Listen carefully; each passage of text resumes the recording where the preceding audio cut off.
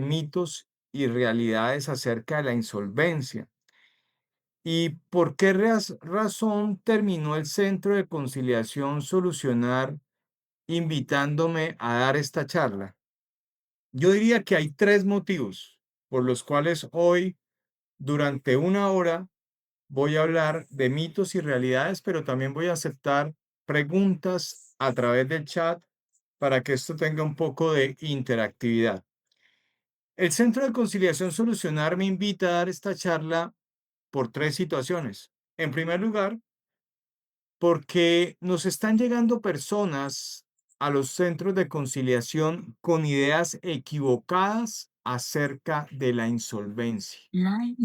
Ideas, algunas de ellas que se venden a través de las redes sociales, a través del TikTok y a través de todo un, digamos que un mundo muy complejo de información.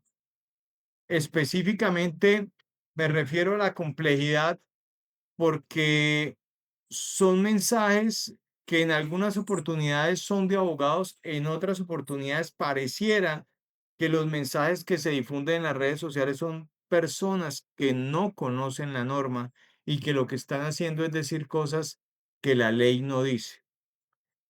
En segundo lugar, estamos motivados a hablar de este tema por un artículo que sacó la revista Semana el día 24 de noviembre del 2025. Semana sacó un artículo muy fuerte contra aquellos abogados que están engañando a las personas en las redes sociales. Y en tercer lugar, estoy motivado a dar esta charla y el Centro de Conciliación le motivó a dar esta charla y denominarla de esta manera, porque en días pasados conocimos de un fallo de la Sala Disciplinaria del Consejo Superior de la Judicatura contra un abogado que cometió varios delitos en el ejercicio del trámite de insolvencia. Así que entremos en materia y quiero hablar de 10 mitos y realidades que hay en este tema. Quien se está conectando el día de hoy y tiene la calidad de deudor o deudora y está pensando en acogerse al trámite de insolvencia, una de las primeras cosas que yo le recomendaría es no atender a la manera como se está promocionando la ley 2445 del 2025 en las redes sociales. Luego de ver algunas pautas publicitarias que están sacando algunos abogados en sus redes sociales, presentan la ley de insolvencia como un buen negocio y no como una oportunidad para que el deudor o deudora honre sus obligaciones. Incluso hay algunos que ofrecen en las redes sociales cosas como estas. Endeúdese, no pague y yo lo ayudo a salir de esa situación. Pues creería yo que es un consejo bastante perverso, porque invitar a la gente a que tome crédito y se endeude sin que ese crédito tenga un propósito particular, eso no tiene sentido.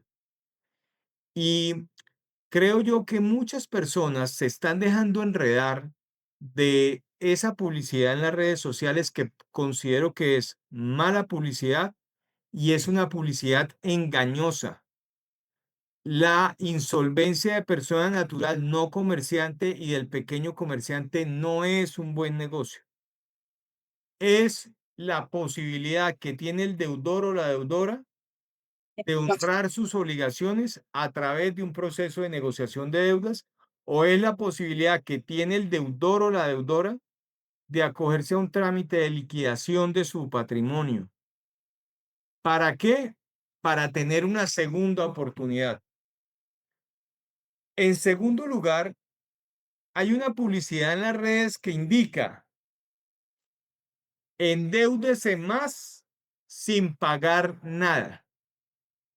Eso es otro mito. Porque es que la ley no está diseñada para no pagar. La ley tiene un diseño para que usted pueda pagar de una manera cómoda.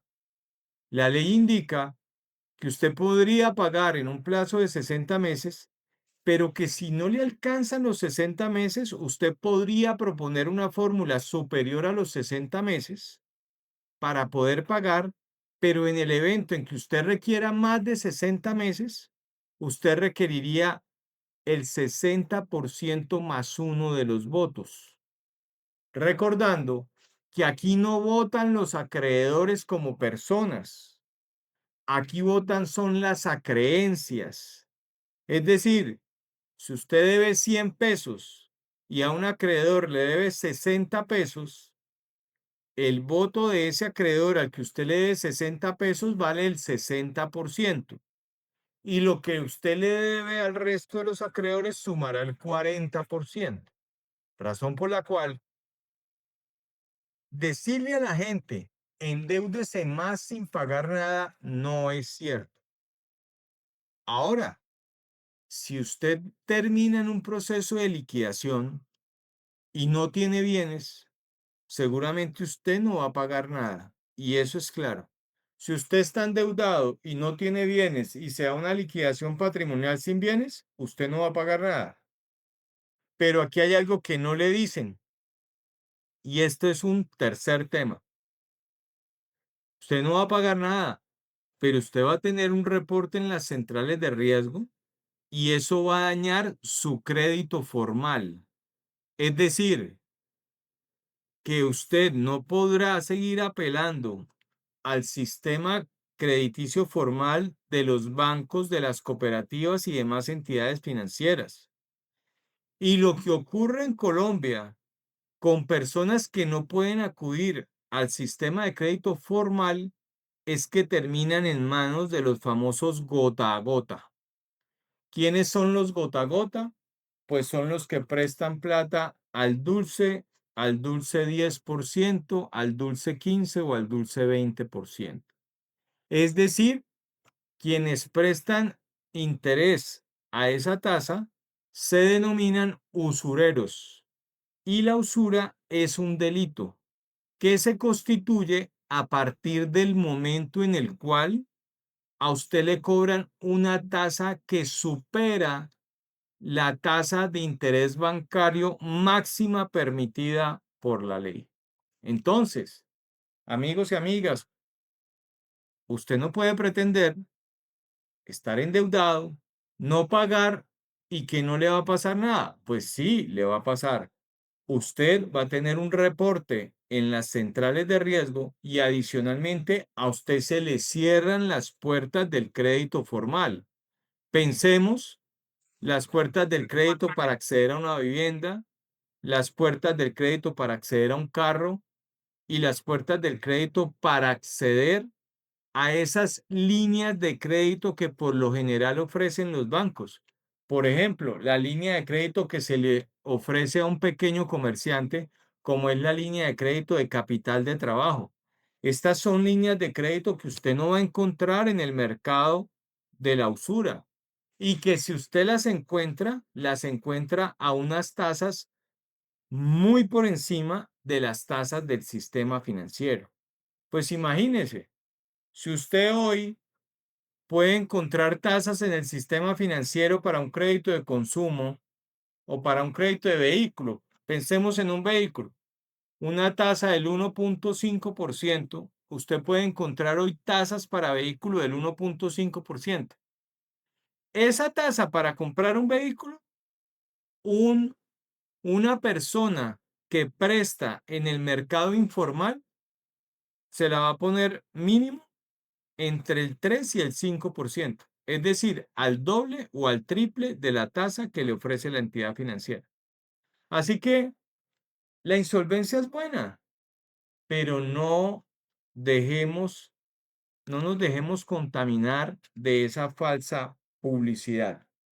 Así que el incumplimiento en las obligaciones daña la calificación financiera y adicionalmente el reporte se lo van a mantener hasta el momento en que usted o termine de pagar o hasta el momento en que le prescriba el reporte.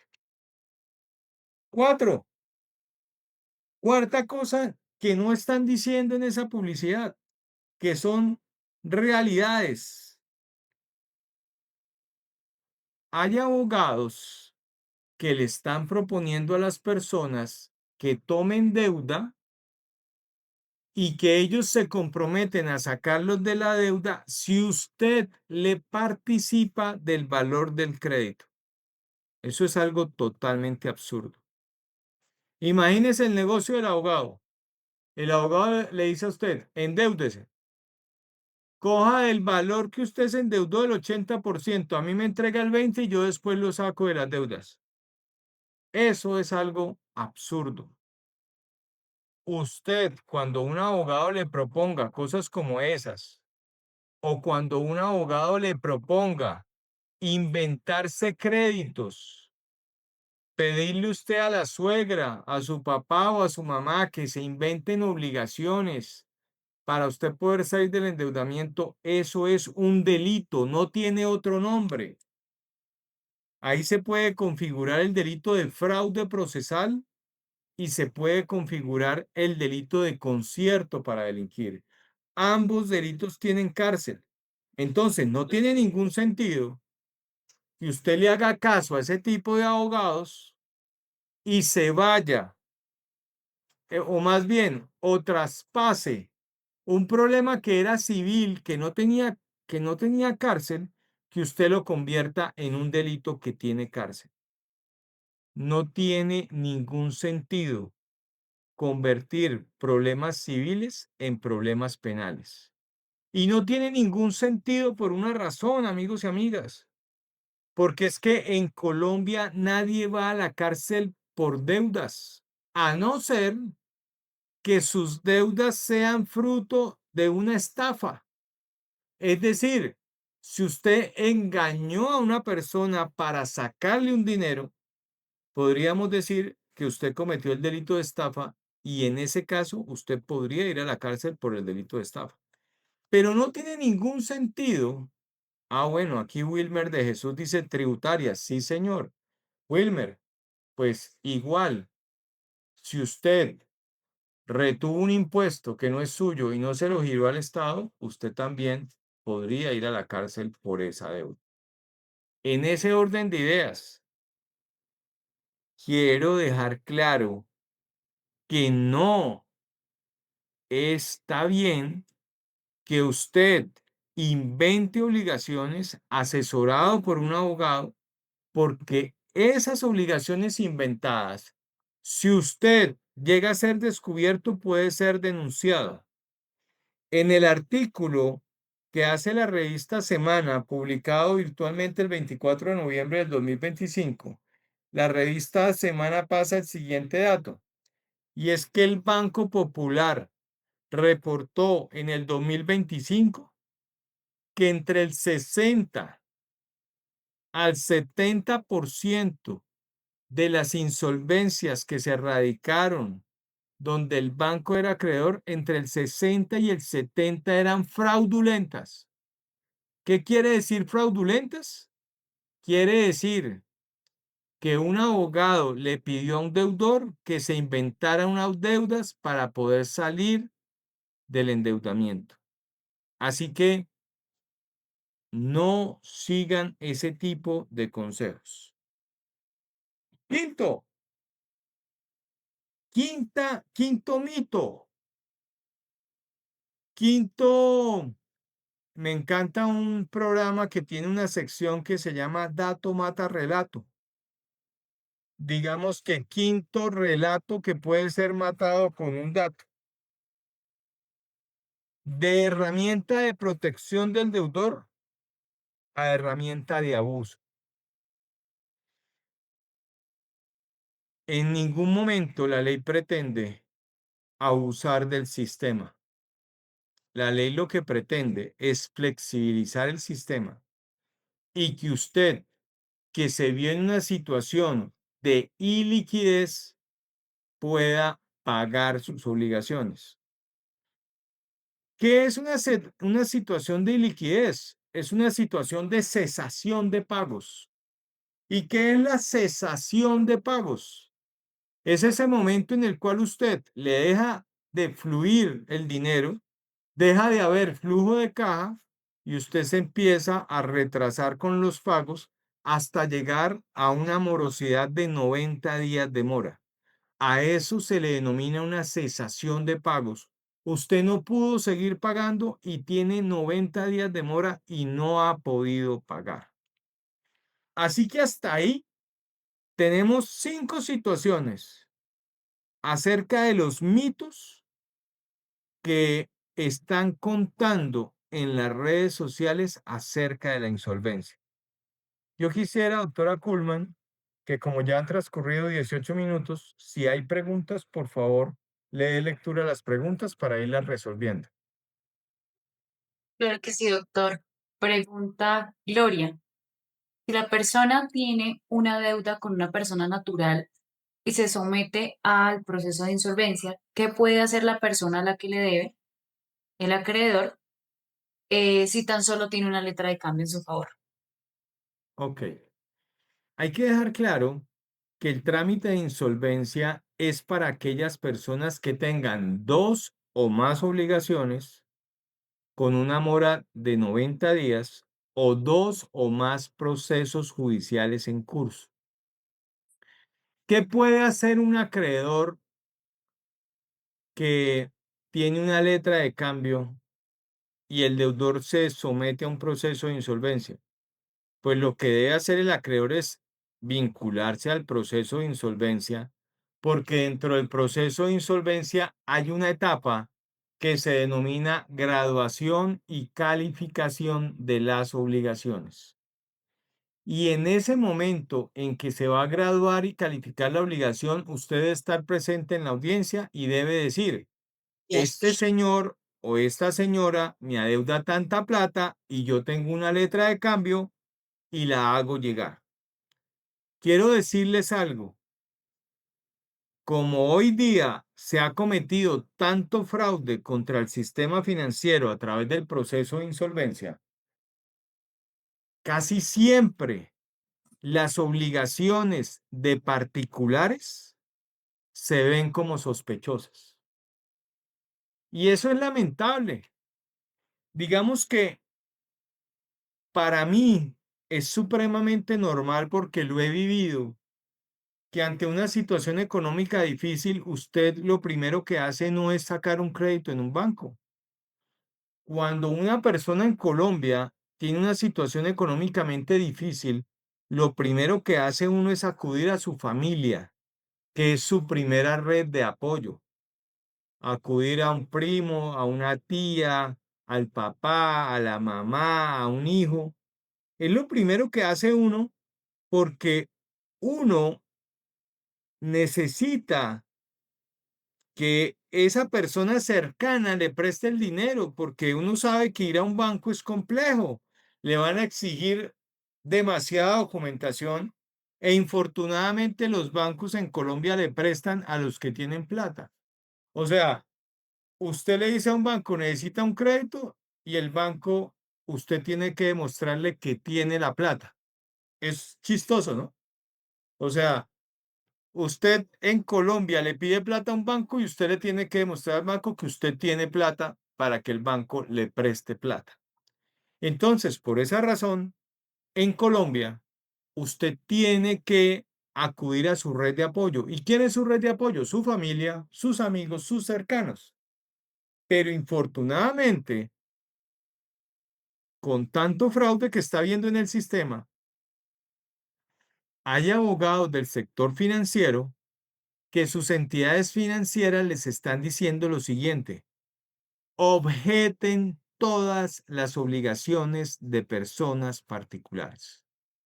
Y para los que no estén muy relacionados con la jerga de la insolvencia, cuando le dicen a usted objete, le están diciendo rechace la obligación, ya sea por existencia, por naturaleza o por cuantía. Existencia, diga que no existe la obligación. Naturaleza, diga que esa obligación no es de la segunda o tercera clase, sino de la quinta. y cuantía. Ese no es el valor que le deben, sino que es mucho menos. Así que hoy día esta situación está llevando a que prestar dinero sea una tarea supremamente riesgosa. Hoy, prestar dinero es muy riesgoso. Con estos trámites de insolvencia, hoy día usted ni siquiera prestando el dinero bajo la garantía hipotecaria, usted puede sentirse respaldado. Por favor, tenga mucho cuidado. Los tiempos han cambiado. Ya hoy día prestar con garantía hipotecaria no es suficiente garantía. Antes, los clientes me decían, César, me están pidiendo un préstamo familiar de 200 millones de pesos. ¿Qué hago? ¿Le presto? Yo le decía, si te los garantizan con hipoteca, presta. Si no te los pueden garantizar con hipoteca, no los prestes. Pero hoy día ni siquiera la garantía hipotecaria sirve. Y les voy a decir por qué no sirve. Porque antes de pagar la hipoteca, que es un crédito de tercera clase, se debe pagar los créditos de primera y en primera clase una obligación alimentaria está por encima de una hipoteca. Una obligación laboral está por encima de una hipoteca. Una obligación tributaria está por encima de una hipoteca. Así que hoy día yo no puedo recomendarle a mis clientes que presten plata así sea con hipoteca. Siguiente pregunta, doctora Kuhlman. Si hay más preguntas. Y doctor, pregunta Wilmer de Jesús.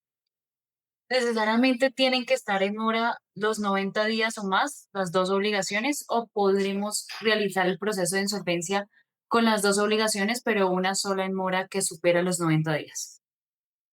Estimado Wilman, tiene que haber al menos dos obligaciones o dos procesos judiciales en curso o dos procesos administrativos, como podrían ser procesos de cobro coactivo de una entidad del sector público, pero deben ser dos o más obligaciones. Siguiente, doctora Kuhlman. Doctor, hasta el momento no tenemos más preguntas en el chat. Ok, entonces vamos al sexto mito. Mito o Doctor, qué abuso del pena. derecho o mala información. Wilmer, por favor, si tienes preguntas por el chat. Hay un mito que le dice a los acreedores,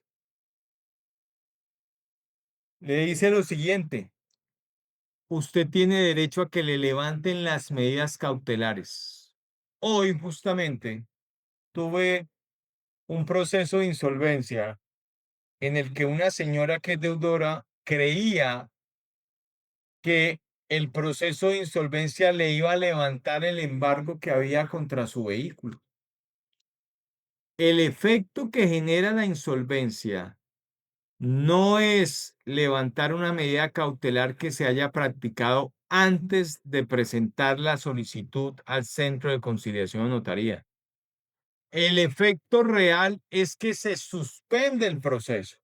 El proceso queda parado en el lugar en que se encontraba. Pero eso no quiere decir que el proceso se reverse o que el proceso termine. No, lo que quiere decir es que el proceso se suspende. ¿Y qué se suspende? Que el proceso queda parado en el lugar en que se encontraba. Así que si a usted le embargaron el carro, la moto, la casa y usted se acogió al trámite de insolvencia, a usted no le van a levantar el embargo, no le van a quitar el embargo. Lo que va a hacer eso es detener el proceso, pero no le van a quitar el embargo. Séptimo mito. Hay un mito que lo estoy viendo muy a menudo y es que la gente piensa que si usted acude a este trámite de insolvencia, a usted los bancos le tienen que aceptar lo que usted diga. Eso no es así. Las entidades del sector financiero tienen unas redes, tienen unas, más bien unas, no redes, sino unas políticas financieras. Entonces, hay entidades que dicen, yo no le acepto que me pague a más plazo de 12 meses. Eso es una política. Otras dicen, yo no le rebajo capital. Otras dicen, yo le rebajo el interés causado a la fecha, pero le cobro intereses futuros durante el tiempo que usted se demore pagando. Entonces las entidades del sector financiero tienen unas políticas y eso no quiere decir que las entidades estén obligadas a aceptar lo que usted diga. Ahí hay una gran equivocación. Por esa razón, un abogado no puede garantizar resultados favorables en este trámite. ¿Y por qué no puede garantizar resultados favorables? Porque es que las decisiones no dependen del abogado. Las decisiones dependen de los acreedores.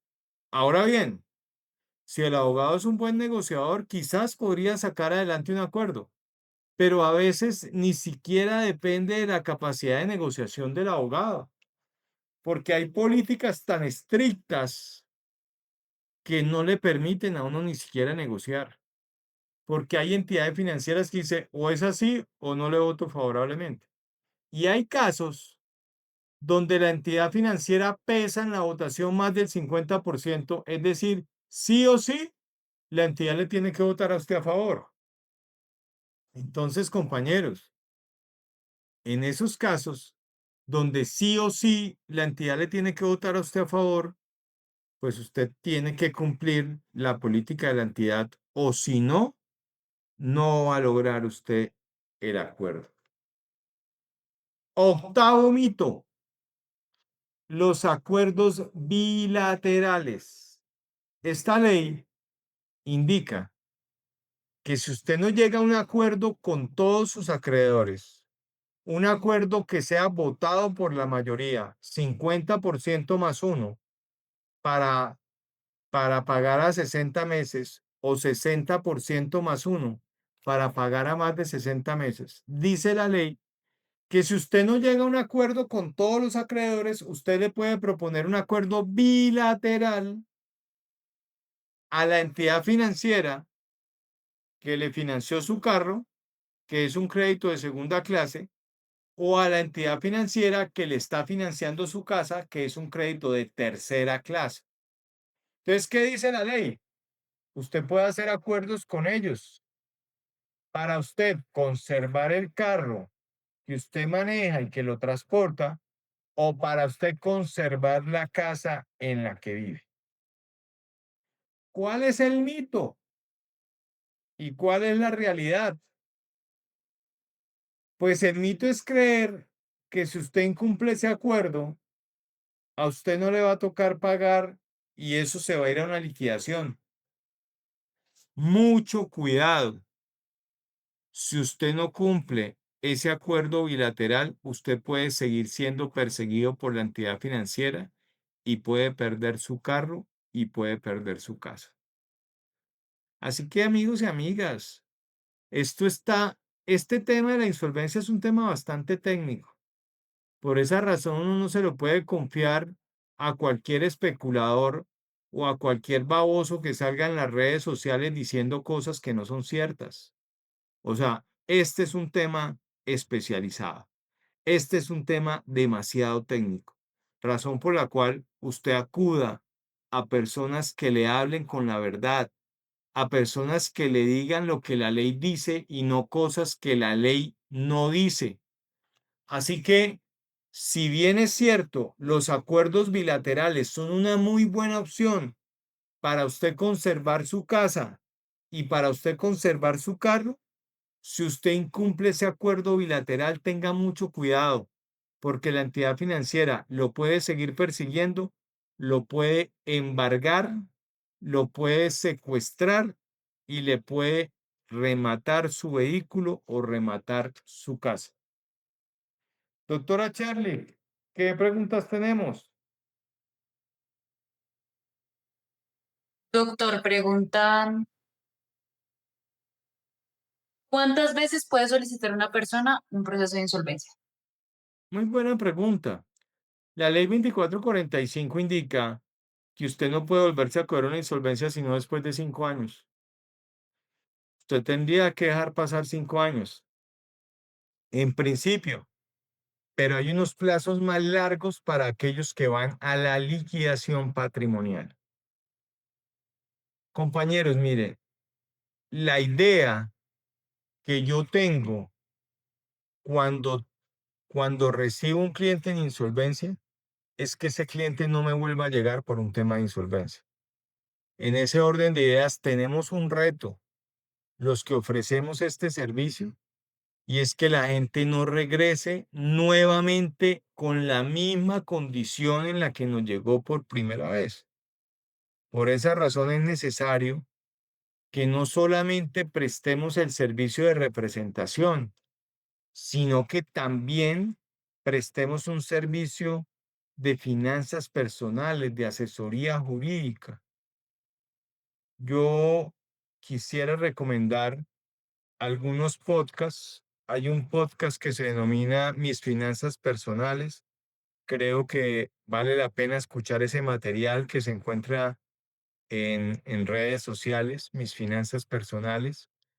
Hay un libro que me ayudó a mí mucho en la época en que estaba insolvente, que es un libro que se llama eh, Manejo del dinero con fundamento bíblico. Es un libro cartilla que venden en algunas iglesias a quien le interese ese libro de manejo del dinero con fundamento bíblico. Lo consiguen en la librería de la iglesia Casa sobre la Roca en Bogotá. Manejo del dinero con fundamento bíblico. Y bueno, y asimismo hay otra gran cantidad de material bueno en las redes sociales. Aquí la idea no es venir a meter a todo el mundo en el mismo paquete. Hay gente que está haciendo las cosas bien. Hay publicidad buena en las redes sociales, pero hoy nos estamos dedicando a hablar de esa mala publicidad, de esa publicidad que confunde en las redes sociales. Noveno mito, el tema de los codeudores. Nunca se le habla a la gente, o no veo que que le hablen a la gente acerca de la responsabilidad de los codeudores. ¿Por qué esta situación es un mito? Porque es que si usted prestó dinero en un banco, pero usted tiene un codeudor y usted se acoge a la insolvencia, los procesos se suspenden para usted como deudor, pero la entidad financiera puede continuar reclamándole al codeudor y le pueden iniciar un proceso. Lo que la entidad financiera no puede hacer es cobrar dos veces la misma plata, pero la entidad podría cobrarle una parte al deudor y otra parte al codeudor. Por favor, si usted no es abogado y me está escuchando, tenga claro lo siguiente. Cuando usted firma como codeudor, es como si fuera el mismo deudor. No confunda la figura del codeudor con la figura del fiador. ¿Quién es el fiador? Que es una figura que ya no se usa. Si usted es fiador, primero hay la obligación de reclamarle el dinero al deudor y luego al fiador. Pero si usted es codeudor, ¿qué quiere decir codeudor? Está al lado del deudor. Y si usted está al lado del deudor, usted puede, la entidad financiera o el acreedor puede escoger si le cobra a usted o le cobra al codeudor o le cobra a ambos. Así que el noveno mito es creer que a mi codeudor no le va a pasar nada. Olvídelo. Su codeudor, si usted no paga, tiene que salir a responder por sus obligaciones. Si usted llegó a un acuerdo, el acuerdo se lo tienen que respetar. Si usted se fue a una liquidación y en el marco de la liquidación llegó a un acuerdo, se lo tienen que respetar. Si usted en la liquidación adjudicaron bienes suyos a los acreedores, tienen que respetar la situación. Pero hay otra gran cantidad de situaciones en las cuales su codeudor va a tener que entrar a responder. Doctora Kuhlman, ¿más preguntas? Y doctor, pregunta William Gómez, ¿cuáles son los errores más comunes que cometen los abogados al presentar una solicitud de insolvencia para una persona natural no comerciante? Bueno, esta pregunta pareciera que la pudiera responder la doctora Kuhlman en atención a que es la persona que revisa todas las solicitudes de los casos que yo manejo. Pero creería yo que la primera crítica que hay que hacerle a los abogados, a muchos abogados que radican trámites de insolvencia, la primera crítica que hay que hacerles es no conocen la normativa que regula la insolvencia. No la conocen. Entonces, errores comunes. Podría citar 10 o más. Errores comunes. Uno, no relacionar todas las obligaciones del deudor. Por favor, si usted no relaciona todas las obligaciones, si usted no mete todas las obligaciones de su cliente, puede suceder que si algún acreedor se entera que usted evadió obligaciones, la negociación fracase, porque usted no puede mentir en el marco del proceso de negociación de deudas.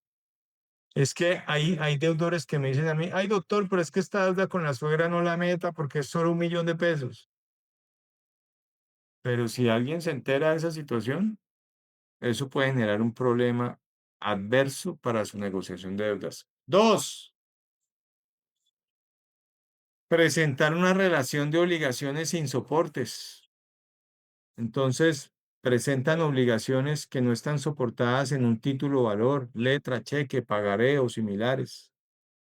Tres, presentar una relación de acreedores mal graduada y calificada. Eso se puede corregir en audiencia, pero por ejemplo, pretender que un crédito tributario esté en la quinta clase y no en la primera.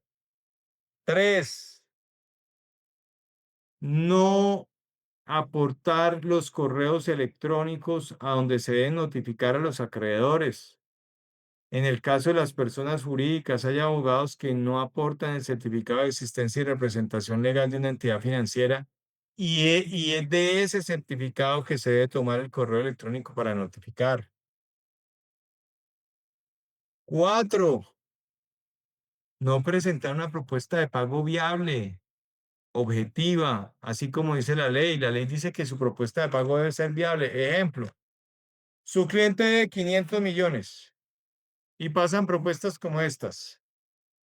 Mi cliente tiene un disponible de 1 millón de pesos y va a donar 1 millón de pesos mensuales durante 60 meses. Debe 500 millones y abona 1 millón de pesos mensuales durante 60 meses. ¿Cuánto es eso? 60 millones. ¿Y los otros 440, de dónde los va a pagar?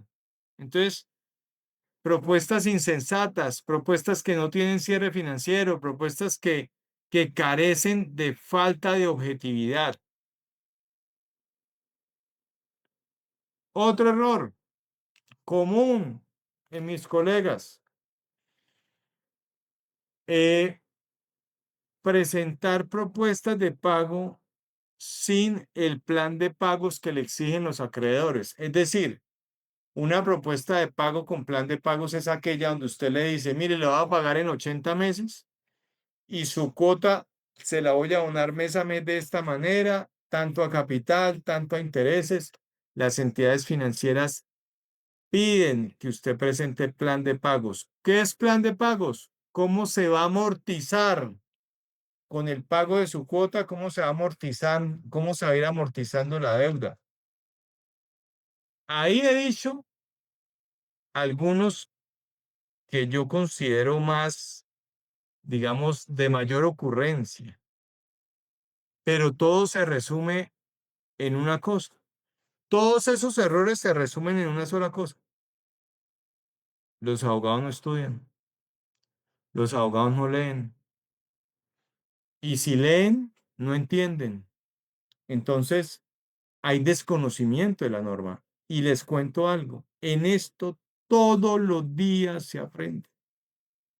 Yo leo, releo la norma, he dictado conferencias, he dictado charlas y sigo teniendo situaciones que no sé cómo resolver y me toca pedir un receso, me toca suspender la audiencia, o en ocasiones decido a la ligera y me equivoco, razón por la cual creería yo que todo eso, todos esos errores comunes, los podemos evitar si conocemos la ley en profundidad. Doctora Kuhlman, ¿alguna otra pregunta? Sí, doctor. ¿Considera que todos los centros de conciliación cuentan realmente con conciliadores con la formación financiera y jurídica suficiente para dirigir procesos de insolvencia o debería existir un sistema más especializado para estos casos? Para ser conciliador en insolvencia se requiere, uno, ser abogado, dos, tener el diplomado de conciliación en derecho y tres, tener el diplomado en insolvencia. Pero, ¿qué es lo que sucede para la persona que me hace esa pregunta? Yo detecto que la formación de hoy a través de estos medios no es igual que antes. Es decir, hoy usted puede estar conectado con su dispositivo, pero desconectado mentalmente. Hoy usted puede estar allí teniendo una conexión con su dispositivo, pero puede estar pensando en este momento en qué va a preparar de comida hoy en su casa. O puede estar en la cocina lavando platos y viendo la novela al mismo tiempo.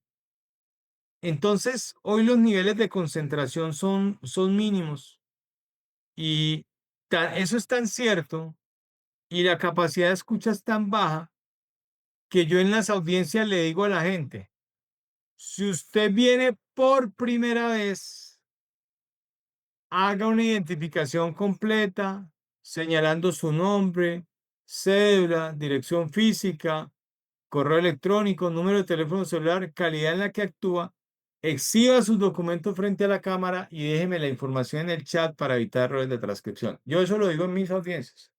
Digo solo para los que vienen por primera vez. Y resulta que hay abogados que se han identificado varias veces, exhiben la cédula, exhiben la tarjeta profesional, dejan sus datos en el chat. Y yo pienso por dentro, ¿no les he dicho que solo para el que venga la primera vez? Lo que pasa es que no escuchan, porque hoy la escucha está extraviada. Hoy uno da una directriz y uno queda como, uno dice, bueno, estoy tranquilo, ya le dije qué hay que hacer cuando de pronto llega una vaina que nada tiene que ver con lo que uno dijo. Entonces, hoy el tema de la escucha está perdido, estamos perdiendo la escucha. Y es que escuchar no es oír, escuchar es entender, escuchar es procesar el mensaje. Entonces, hoy lo que está haciendo la sociedad es oír, oye, ruido, pero no entiende, no procesa. Y si yo no entiendo y no procesa, pues no he escuchado. Escuchar es eso.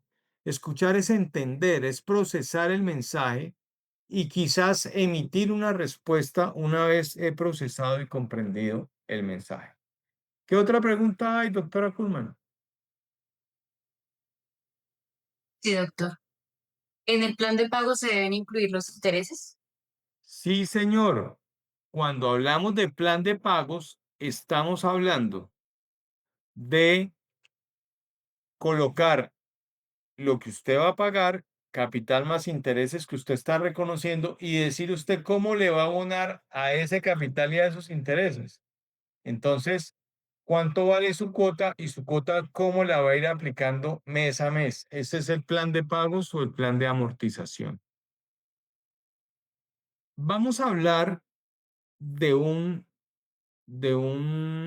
décimo y último mito. El décimo y último mito es un mito de los abogados que estamos metidos en este tema. Y es pensar que no tenemos que seguir estudiando y que no tenemos que seguir actualizándonos y que no tenemos que seguir entendiendo la norma. Miren, hay que es el que se mete en estos temas o el que se mete de abogado tiene la obligación de estudiar toda la vida. El que se mete de conciliador en derecho tiene que estudiar toda la vida. El que se mete de árbitro tiene que estudiar toda la vida. El que se mete de conciliador en equidad tiene que estudiar toda la vida. O sea, no basta ir a la universidad, tener un diplomado de conciliador en derecho y tener un diplomado de conciliador en insolvencia. Es necesario estar en permanente actualización. Así que ese es el mito de los abogados. Doctora Kuhlman, creo que hay otra pregunta. Doctor, no tengo más preguntas en el chat. Ah, bueno, ya aparecieron, ya las reportaron acá. En un proceso de liquidación patrimonial ante un juzgado, el liquidador, existiendo un bien inmueble, ¿por qué lo excluye de su masa o dice que no existen más bienes? Acá al interior de la masa, el avalúo se deja un valor de 0 pesos. ¿Por qué se da esto? Bueno, yo tendría que conocer el caso para poderme pronunciar, pero el ejercicio que se hace en una liquidación patrimonial es un ejercicio en el cual los bienes del deudor entran a pagar las obligaciones a los acreedores de manera proporcional, pero los bienes al deudor no se le rematan. Es un ejercicio en el cual se adjudican los bienes del deudor a sus acreedores. Entonces, ¿qué es un ejercicio de adjudicación? Es un ejercicio en el cual a cada acreedor le va a corresponder una cuota aparte o una porción de alguno de los bienes del deudor. Obviamente, esos bienes se avalúan, esos bienes se valoran y dependiendo de su avalúo, pues se van adjudicando. Para la situación puntual tendríamos que revisar qué fue lo que ocurrió para podernos pronunciar, pero no me gusta especular. Compañeros, saquemos conclusiones en los 10 minutos que nos quedan. Yo sacaría básicamente 3 conclusiones. La primera, deje de comer cuento. No crea todo lo que dicen en las redes sociales. No crea toda la publicidad engañosa que sale en las redes sociales. El segundo, segunda conclusión, o más que conclusión, esto es un plus, más que conclusión. ¿Cómo identifica usted que la publicidad es engañosa? Uno, dice cosas que no dice la ley. Dos, presiona. Venga ya, pague ya. No, tiene que ser ya. Si no paga hoy, pierde la promoción. No le coma eso. Esos son publicidades de vendedores deshonestos. Tres, ¿cómo más se identifica la publicidad engañosa? Son personas que por lo general no conocen la ley, que no son abogados o que siéndolo no han estudiado la ley. Entonces se les nota que no hablan con propiedad. Cuatro, ¿cómo detectar publicidad engañosa? Pues es gente que lo está invitando a cometer ilegalidades, situaciones contra la ley. Y quinto, de cómo detectar publicidad engañosa. Pues muchas veces en los comentarios de las redes de esas personas, pues se observan personas que han caído en la trampa y que hoy están pagando las consecuencias. Hay cosas más importantes en la vida que pagar las deudas. Ay, No venga. se les olvide. Esa sería mi segunda conclusión. Hay cosas más importantes en la vida que pagar las deudas, razón por la cual no convierta una deuda en un problema penal, porque lo bueno de las deudas es que se pagan con plata y la plata se consigue. Pero si usted convierte una deuda en un asunto delictivo, eso puede ser que no se arregle con plata.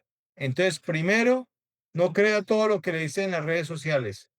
Segundo, no convierta un tema civil en un problema penal. Y tercero, la insolvencia sí es una segunda oportunidad. La insolvencia sí es una manera eficiente de negociar las deudas y de pagarlas. La insolvencia sí es una manera de que usted recupere su tranquilidad, su paz a través de unos acuerdos flexibles y cómodos. Así que lo invito a que acuda a centros de conciliación donde se viva la honestidad y lo invito a que se deje asesorar por abogados que le hablen con la verdad, así la verdad a usted no le guste. El buen abogado no es el que le dice lo que usted quiere escuchar. El buen abogado es el que termina diciéndole esas cosas que usted no desea escuchar. Doctora Kuhlman, ¿hay alguna otra pregunta antes de cerrar? Sí, doctor, pregunta Rafael Espitia, ¿qué pasa cuando hay una deuda financiera de más de 10 años y cuyo monto no excede 8 millones? ¿Qué pesos desde el principio? Pues Rafael, digamos, si tú lo estás hablando en términos de prescripción, pues efectivamente las deudas prescriben, pero hay situaciones por las que prescriben. Si, por ejemplo, en materia tributaria, si una entidad pública, una alcaldía, han pasado 5 años y no ha cobrado los impuestos de esas fechas, los puede perder a través de la figura de la prescripción de los impuestos. Pero los impuestos prescriben 5 años después. Quiere decir que hoy es el 2026. Todas sus obligaciones tributarias del 2021, de marzo del 2021 hacia atrás, prescriben. Pero sus obligaciones tributarias de marzo del 2021 hacia adelante están vivas.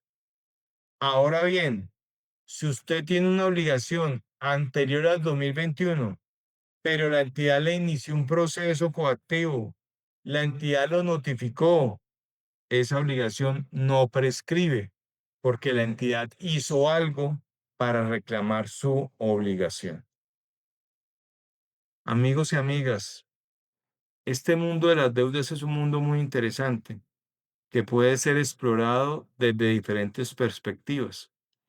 Incluso quiero contarles una anécdota personal. En el año en el año 2007, quien les habla se quebró. Y en marzo del 2008 empecé a acudir a una iglesia cristiana donde me ofrecieron un curso de teología. Y yo pues estaba pasando por un mal momento y como que me llamó la atención entrar a hacer ese curso. Y me llevé una sorpresa. La sorpresa es la siguiente, amigos y amigas. La primera materia de ese curso de teología se llamaba manejo del dinero. Y entonces, cuando yo entré a la clase, le pregunté al profesor, yo vine fue a estudiar teología. Dios, vine fue a estudiar de Dios, a conocer de Dios. No quiero saber nada de plata, no quiero saber nada de dinero, estoy hasta aquí en las deudas, no quiero hablar de dinero. Y el profesor me respondió lo siguiente, me dijo, César, quien no es financieramente libre no es espiritualmente libre. Dijo, una de las palabras que más aparecen en la Biblia es la palabra dinero. Y de otra parte, como no queremos que el dinero sea tu Dios, necesitamos que revises el tema del dinero, del manejo del dinero, porque los deudores desayunamos deuda, almorzamos deuda y comemos deuda. Y cuando usted, su vida usted piensa en las deudas las 24 horas, usted convirtió, sin querer queriendo, convirtió a las deudas en su Dios. Así que hay que aprender a conocer el dinero. El dinero nunca es ilimitado, el dinero siempre es limitado y siempre podemos pasar por momentos difíciles, siempre podemos pasar por situaciones apremiantes en materia económica. Las empresas todo el tiempo vivimos este tipo de situaciones, pero eso es una cosa, y otra cosa es perder el control y perder el manejo de tal manera que usted termine volviendo a las deudas suyas. Hay alguien que precisa por WhatsApp, perdón, por el chat, algo de desistimiento tácito. Claro, cuando una persona inicia un proceso judicial cobrando una obligación y no mueve el proceso en el término de 6 meses, se decreta el desistimiento tácito, que consiste en una sanción que se le impone a quien no eh, impulsó el proceso o a quien no cumplió con las cargas que debía cumplir, y eso da por terminado el proceso. Pero el desistimiento tácito da la posibilidad de volver a presentar la demanda creo que posterior al término de 12 meses.